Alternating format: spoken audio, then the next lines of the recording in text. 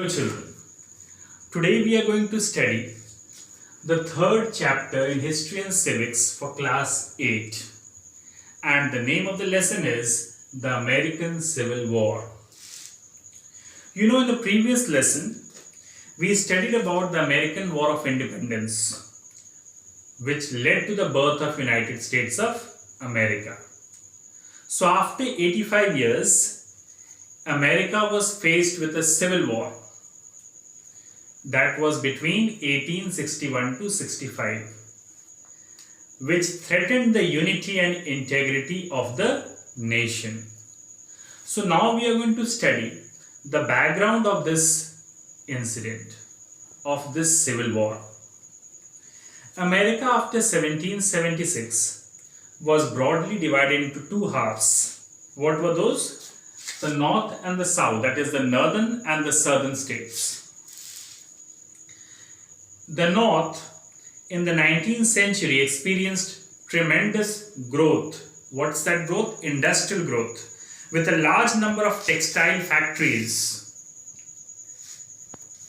and manufacturing industries being set up. So what did we find in North? Industrial growth, textile factories coming up. Whereas the South depended heavily on agriculture and plantation. Cotton, sugarcane and tobacco were the main crops grown there. So, South was agricultural. This was because the climate was suitable for growing cash crops in this southern part.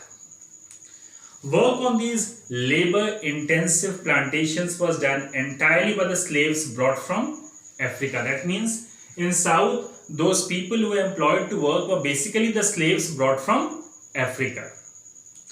Now, one by one, we are going to study the causes which led to the American Civil War. Let's see the first reason behind it. There were many causes that led to the American Civil War. Some of them are as follows. The North had an industrial base while the South was agricultural. As I have mentioned over here, industrial and agricultural. The North wanted improvement in transport and communication. So wherever there is industrial belt, there is a need of improved transport and communication. So the North wanted that. That in turn would aid in industrial growth, which would help in their growth, industrial growth. Whereas the South was against such changes because it felt that such changes would affect the soil fertility adversely. So this was first point of difference between the North and the South. The North and the South clashed over the question of tariffs also. So they clashed over this question of tariffs. You can see that the North wanted tariffs and the South was against tariffs. Do you know what's tariff? Tariff is a tax on goods coming into the country. So the North wanted tariffs, whereas South was against tariffs. So, this in turn would increase the demand for locally manufactured goods. The South, on the other hand, felt that such tariff was unfair and aimed at disturbing the economy of the southern states. This was because the southern states improved a wider variety of goods from foreign markets than their northern counterparts. The next issue is the slavery issue. Got? The issue of slavery was a crucial point of dissension between the North and the South. The slavery had existed in America long before the American War of Independence. By the end of the American War of Independence, most northern states had abolished the institution of slavery because they needed free labor to work in the factories. So the northern states, they had abolished slavery. Slavery, however, continued in the southern part because of the plantation economy of the South. Slaves were also used for various household chores, works. Slaves thus became economically indispensable for the southern states. It became a very integral part of the southern states. So they could not abolish slavery, whereas the North did not want slavery because they wanted free labor to work in the field. in their firms.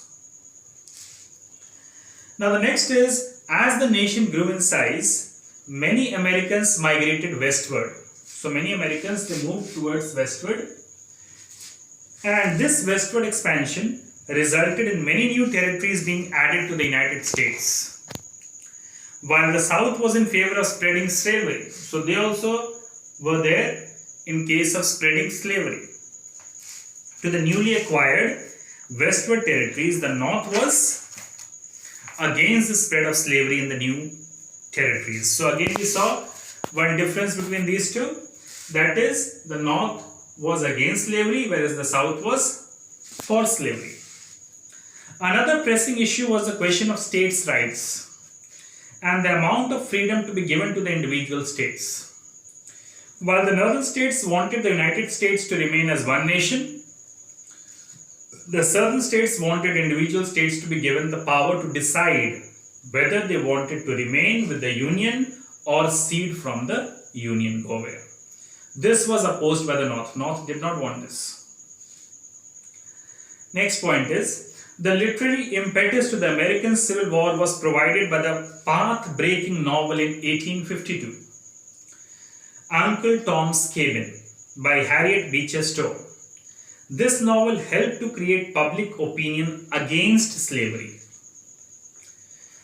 Now the next point is, the gulf between the North and the South states widened with time when Abraham Lincoln, who was known for his anti-slavery views, was elected the president in 1861. 11 southern states ceded from the Union. These states were South Carolina, Mississippi, Florida, Alabama, Georgia, Louisiana, Texas, Virginia, Arkansas, Tennessee, and North Carolina. They established a new nation called the Confederate States of America, and Jefferson Davis was chosen as the president. Now let's move to the beginning. The succession of the southern states was unacceptable to the Union. Abraham Lincoln decided to bring the ceded states back into the Union, which had gone, the 11 states. War was the only way out. So the American Civil War began on 12 April 1861. The forces of the North clashed with the Confederate Army. Numerous battles were fought in different places in the South. Fortunes kept fluctuating money, from neither side being able to dominate the other completely. The luck always favored one or the other. Ultimately, after 4 years of fighting, the Confederate Army was defeated.